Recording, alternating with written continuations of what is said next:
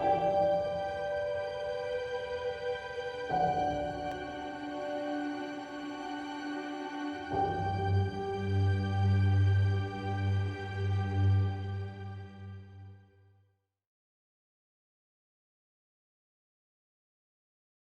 good afternoon, everyone. Like Dr. Barr said, I'm Dr. Fernell Jimenez-Pabon, and this is a presentation about my book, which is like my little baby at the moment, because it's my first book. Hopefully I get to write a second one following this theme, which is Clergymen Building Latin America.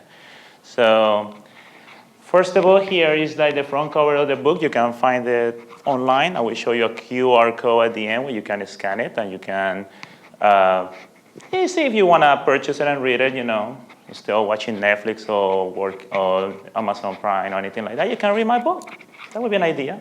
It is a historical survey of Latin American history. That means it's a research.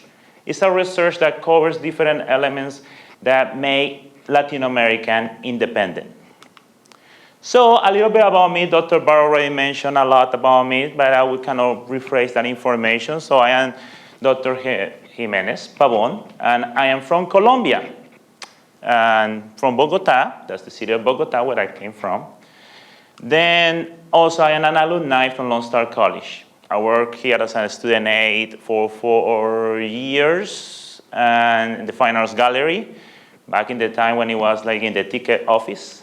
That's where I work, there. But why Latin American history? Well, when I was working on my doctoral degree, I was about to work on another type of history, but I started like getting close to my roots, where I am from, where my ancestors come from.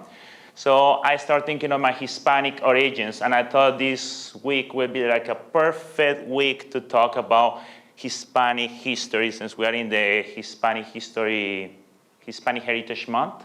So it fits perfect, because the Hispanic Heritage Month is about the independence of Latin America in the month of September and October. And these events that I am discussing today in my book are the events that make Hispanic America the way we know it today. So, like I said, I'm from Colombia, what it used to be called La Gran Colombia, and it was like 3 countries, Venezuela, Colombia, Ecuador. That was La Gran Colombia, and now today it's just Colombia. But when I speak in my book about La Gran Colombia, I'm talking about all these countries. So, why I continue pursuing Latin American history? Well, when I got my doctoral degree in humanities, my last courses in the doctoral degree, I concentrate most of my papers that we're supposed to write for each one of the courses in Latin American history. I made a transition. I used to work on Roman history for most of my courses. Then I decided to transition into Latin American history, connecting my roots. So like Dr. Barr said, I graduated from Faulkner University, and that was pretty much last year, like 2021, pandemic time. So I feel proud about that, because it was during a difficult time to work on a degree. Now, why religious men? I already mentioned that I wanted to connect my roots. But why religious men? One day I was thinking, who else contributed to Latin American history? We think about Simón Bolívar. Of course, I'm proud of Simón Bolívar and a fan of Simón Bolívar from South America. And a fan of Allende, which was the one from Mexico. Then I start thinking, who else contribute? And I start thinking, Latin America is a religious continent. Why is religious? Because of clergymen who brought the religion to Latin America. So they were also the reason for making Latin American independent. So other heroes on the independence, they were clergymen. There are any availability in academia? Not that much. Maybe about Father Hidalgo, which is the father from Mexico, the clergyman from Mexico, but not from the other nations. We know much about the other clergymen. So in my book, I talk about their biography, about their lives, their reasons for joining the battlefields and fight for independence. So here are some of the questions that some of you already had on your papers. Why? Reveal the importance of the clergy during the independence struggle. In my book, I decide I need to reveal the importance of these men during the struggle for independence. So I had the following questions. Why were religious representatives essential? Those answers are in the book, and I will share with you some. I don't want to spoil the book for you. You know, you can read it. Then you can get more information, but I will go over a little. What were the reasons for religious men to be involved? What reasons? Why they decide to get off their churches and fight? What were the main contributions before and after independence? Because after the independence, it's not like they were finished. They'll continue, even to the 21st century. Contributions to academia. How this book contributes to the Anglo-speaking academia. Yes, there is no as many books discussing this information in the Anglo-speaking academia. When I was running my research, I had to find Spanish sources. And that's why my book has a lot of translations from Spanish to English on the footnotes. How this book contributes to Hispanic academia as well.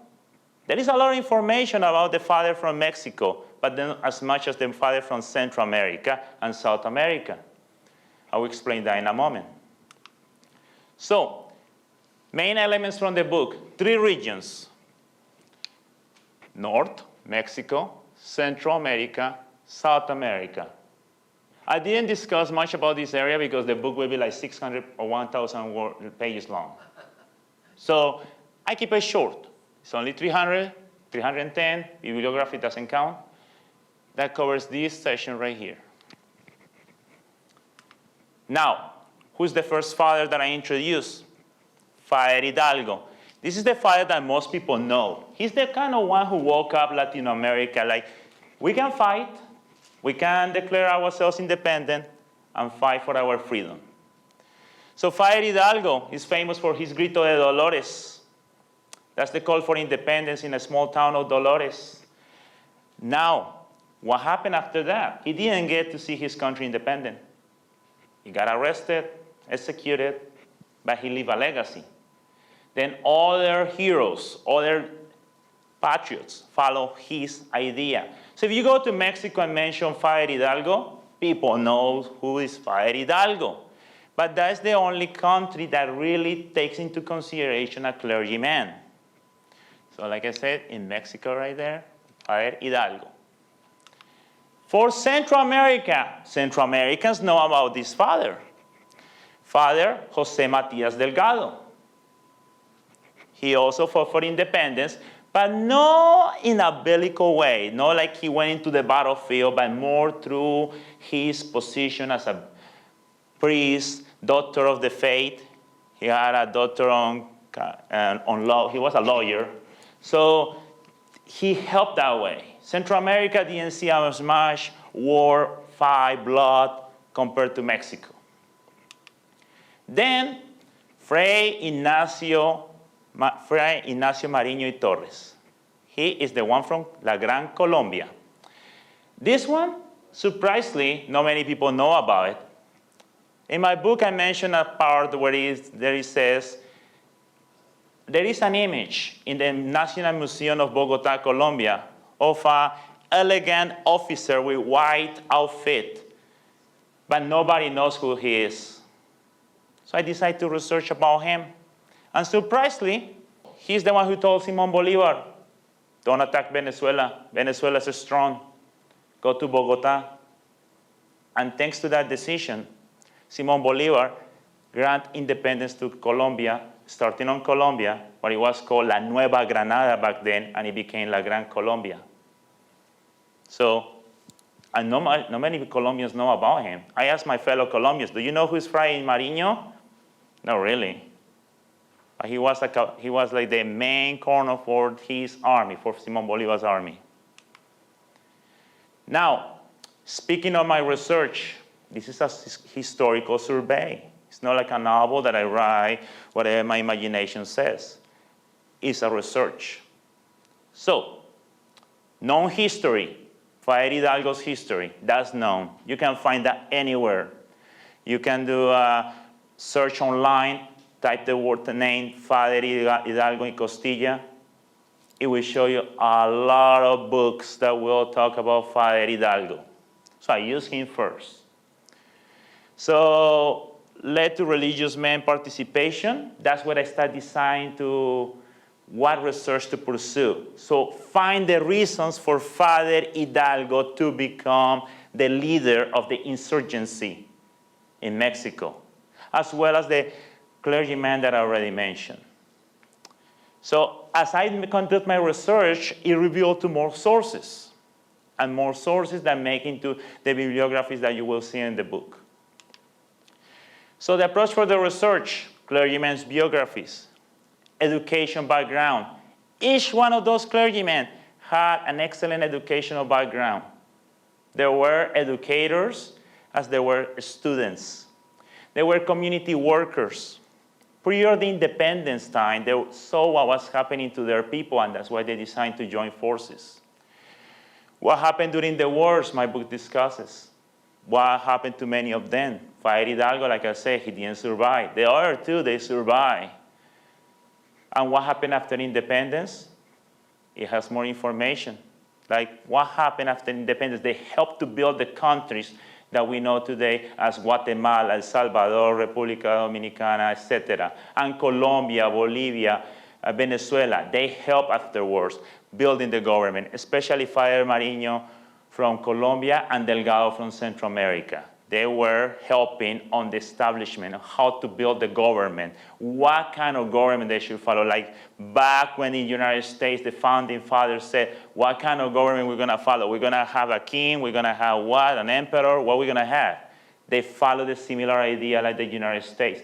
And my book mentions the Constitution of the United States because in Mexico, they followed that idea, but it took longer.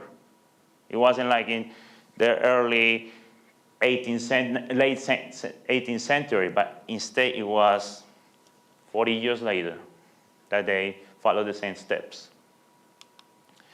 Now, like I mentioned, education was essential for the clergymen. Through their seminar education, in order to become a priest, it was a long process. It would take around 8 years during that time to become a priest.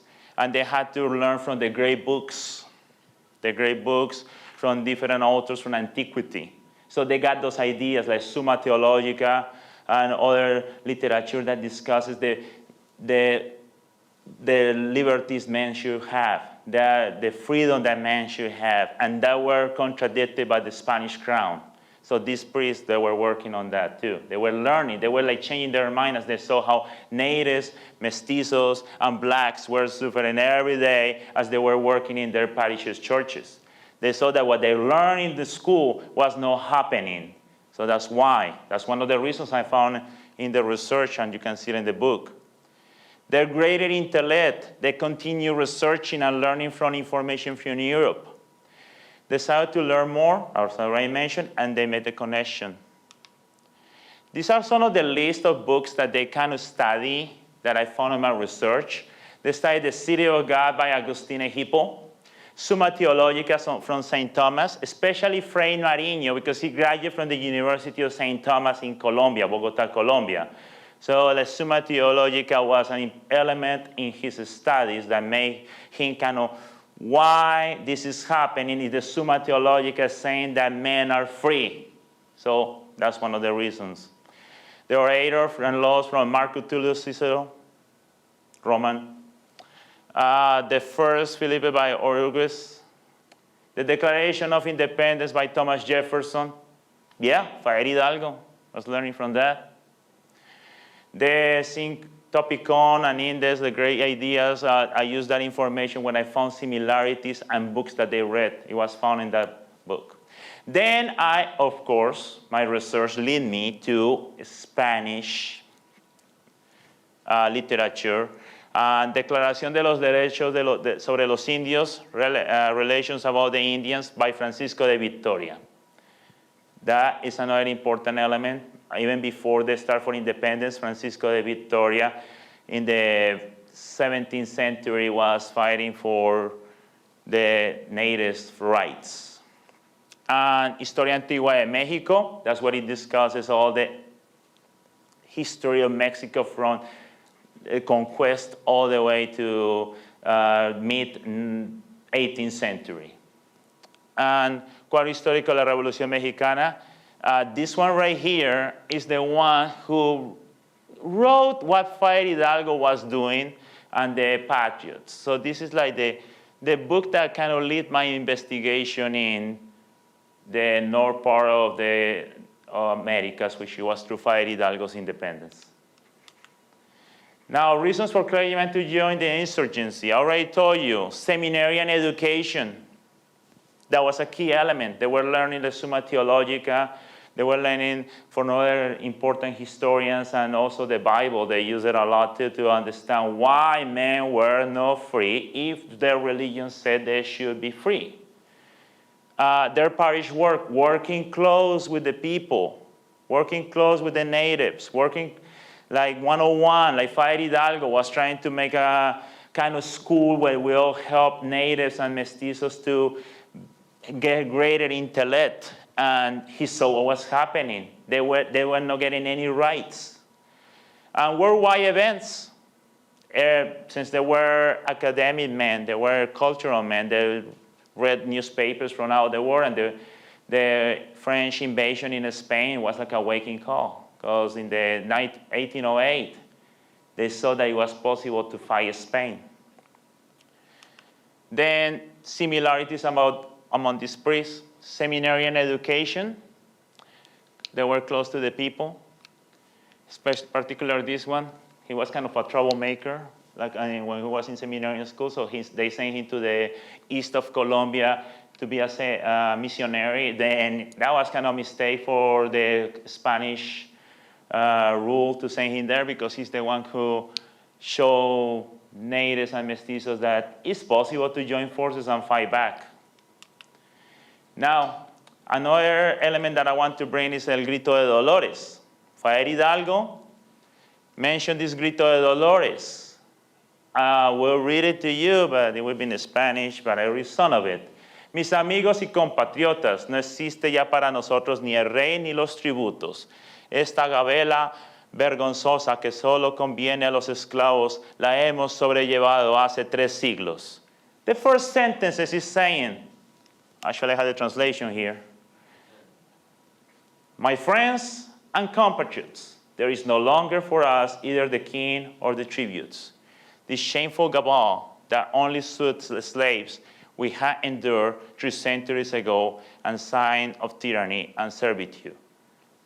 These clergymen had that in mind because they saw it every day as they served as priests. So I'm using Fire Hidalgo's Grito de Dolores as the initial wake-up call that clergymen saw, especially in Mexico. Many clergymen start following Fire Hidalgo's view, and it continued all the way to Central America. Actually, Fire Delgado, the one from Central America that I already mentioned, was paying attention to these details, and that's why he also started the revolution in Central America. So, what's the new contribution from my book? My book reveals that clergymen were necessary for the independence struggle. And their contribution was great, in that has been depicted in history. Like I said, there are not many books discussing this information, but this book puts together all these priests that they helped for independence, and it shows that they contribute more than just giving a service and mentioning join the forces. Many of them were in the battlefield. They were fighting for independence. Scholarly contribution. They were the means to start independence in the 19th century. So universities were part of their study that made them learn and continue their purpose. They served to enlist soldiers through their parish work, natives and mestizos, and they also helped to educate them. It wasn't just like fight for freedom, no. Learn how to read, learn how to write. You can be also a common man. You can be a citizen of your country. Soldiers and priests, they were military chaplains. Their education allowed them to be part of the elite generals of their armies. For example, Father Mariño, he was chaplain of the Bolivar's army. Now, new contributions to academia, the reconstruction process, politics, education, legacy for the future. The clergyman continued during the war and after the war. So my book provides that information. And it brings that contribution to academia that these priests deserve more than what people depict them, just as priests. So here are our scholarly sources that I mainly use on this research. As you can see, there are many Spanish ones, as there are some English ones. But well, so that's some of the sources, secondary sources mainly used. These are like sources. The primary sources are like the books that they study. And these are secondary sources, or scholars who study Latin American history and contribute to their study of their corresponding countries. Now, further research, like I mentioned, it doesn't stop here in La Gran Colombia. We can include Brazil, Latin America. Remember, Brazil is part of the Latin American continent. No Hispanic, but Latin America. Then we can continue with other countries in here. Every country had a priest, had a clergyman contributing. So how this can be done? Other parts of Latin America, Argentina, Chile, Bolivia, other clergymen. Chapter 5 in my book discusses other clergymen from the areas that I covered in this book. Then, in order to conduct a better research, universities, libraries might have more information. You can go to the local towns, more information to conduct this research. This doesn't stop in one book.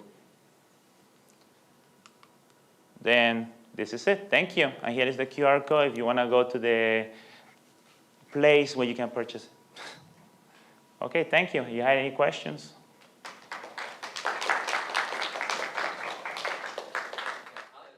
What was the stance of the Catholic Church towards these clergymen? Did they approve of did the church approve of what they were doing, or did they stand in the way of it, turn a blind eye to it? I mean, what was their stance towards it? Like in any conflict, there was a division. So some bishops, they were like in favor of the insurgency, but of course they had to follow the crown. So they were against it. And for instance, Father Hidalgo, when he was captured, they disposed him on his position as a priest, and the church was backing up the Spaniards instead of the insurgency, because they had to defend their king. Remember that the king was placed under God, so they were on the side of the king.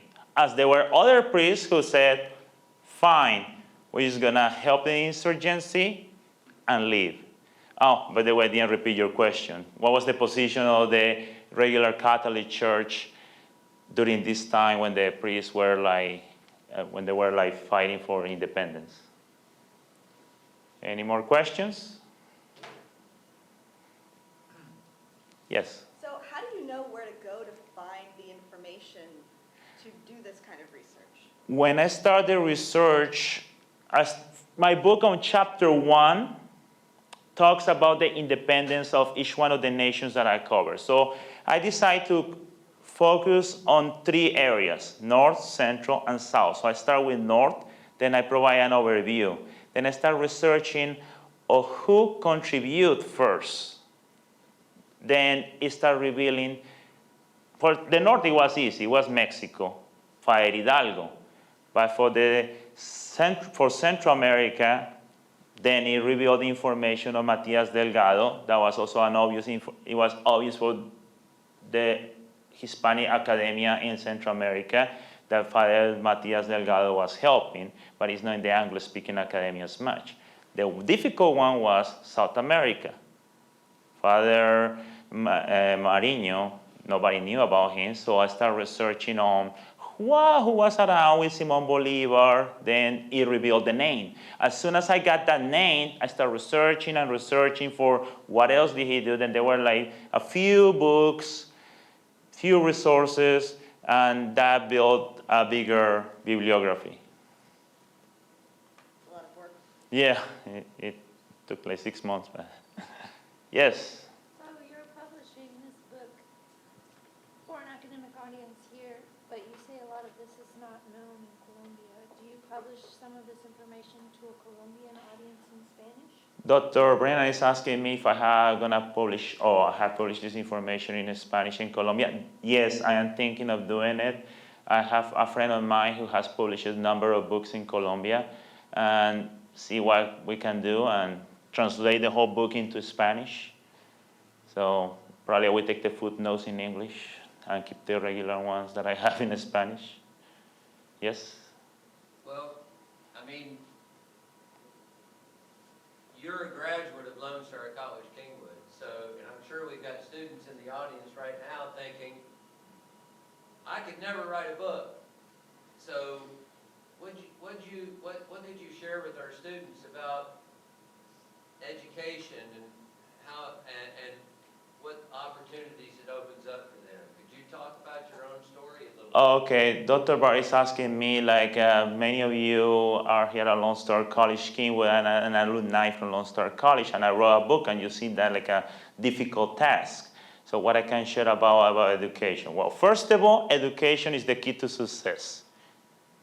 Without education, your life is gonna be tough. So for me, a long time ago, when I came to this country, I never imagined myself graduating from high school. Especially moving to a country where English was my second language. Well, no second language, I didn't speak English that well. So when I got to senior year, I barely passed. Well, I passed. Then I moved on to Lone Star College. Then I spent 4 years figuring out what to do in my life. So when I got here, I figured out what was an associate's degree. I still didn't imagine myself graduating from my associate's degree. So when I was in an auditorium like this one getting there was like a pre-ceremony before the main ceremony. Back then, Rebecca Raleigh, she was the Dean of Fine Arts. And she was like my supervisor when I worked at the Fine Arts Gallery. And she was like congratulating us, and I was sitting there getting my associate's degree, and I was like, wow, how I did this. So one degree showed me that I can pursue the next one. But it takes time to get your mind ready. But little by little, you will grow and grow and grow, and eventually you will understand that academia is not that difficult if you stay on it. But if you are like, oh, this book, I had to read it. Well, it's part of the process. It's like when you work out. I had to run 3 miles. How difficult, but it's gonna help you. So every time you encounter a book, you know it's gonna help you in your future, and eventually you will get to that final goal. Actually, I had a story with my college ring. I had my college ring. I had a high school ring, and I always carry that high school ring with me. I was telling my perfect class that history yesterday, and yeah, actually one of my students is here, like remembering what I was telling them. So I got my ring. I got my high school ring. Say, oh, I got a high school ring. I was happy in the United States. I was proud. Actually, it had the United States flag on it. So I said, I got to Lone Star, and I said, I'm gonna get a 18K gold ring, because the one that I had was the really economical ring that I purchased in the local store, and it was like only like $100, but it was a high school ring. So I continue going to Lone Star. I said, I'm gonna get my ring, my gold ring, when I get my associates. I got my associates, and I said, but this is not it. I can now go to the University of Houston downtown and get my bachelor's degree. So I'm gonna get my 18K gold ring when I get my bachelor's degree. And I was like, I think I'm gonna get a master's, because when I was graduating, I saw those graduates with a hood, and they look so nice, that hood, and I said, wow, I want to be one of those. So I'm gonna get my gold ring when I get my master's. When I was getting my master's of education, they had another student without a hood. He was in the middle, and they said, now we call, for example, I don't remember his name, Mr. Smith, now you are Dr. Smith. I said, no, I'm gonna wait for my ring. So when I finished my doctoral degree, finally I had my gold ring. So you never stop. So I really, all students, I'm telling you, education is the best thing you can have, and this country is the best place to get an education. It's not limited. Scholarships, if you don't have money, you can find them. My bachelor's degree, I found scholarships. Then I paid the rest of my education through my teaching job. So you never stop. It's always a continue education is a process that never stops. But it's the thing that will give you the most. So, yeah, I think I answered that question, kind of a little prolonged there, but so. You deserve it. Thank you. So anybody else got a question? No one of my students for real? I have a question. Okay. So what did they do afterwards? Did they stay in the church? For Father Hidalgo, they executed him like within 2 years. They got him, and that's it. But he lived the legacy.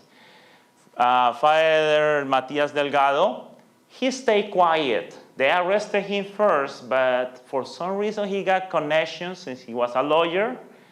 Then he stayed quiet until Mexico was independent, and he saw it was a perfect opportunity to do the same thing while Spain was weak. Then, for South America, Fray Ignacio Mariño, he survived, but since he was afraid, no a priest, he stayed with the local town and helped the people as the best he could. Those two survived, but the first one didn't. The question was like, what happened to the priests after this struggle for independence? I forgot to mention it. Any more questions?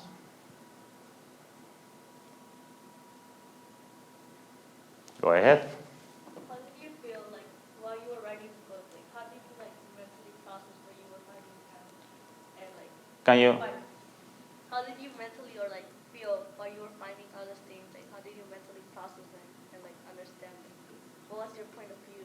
As I was like researching it, the question is how I felt when I was researching the book and I found information.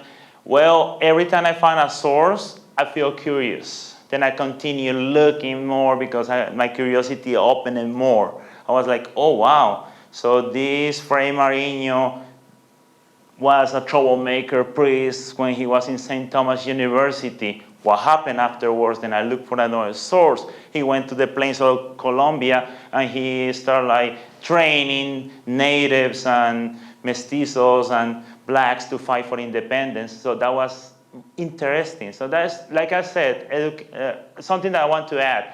If you are in education, do what it passions you. For me, it's this information. So it was fun for me to research and get all that information in the different pages and see the final result in a chapter. It was really nice, really good. Be sure to follow us on our social media, like this video, leave a comment, and hit that subscribe button to be notified about our latest content.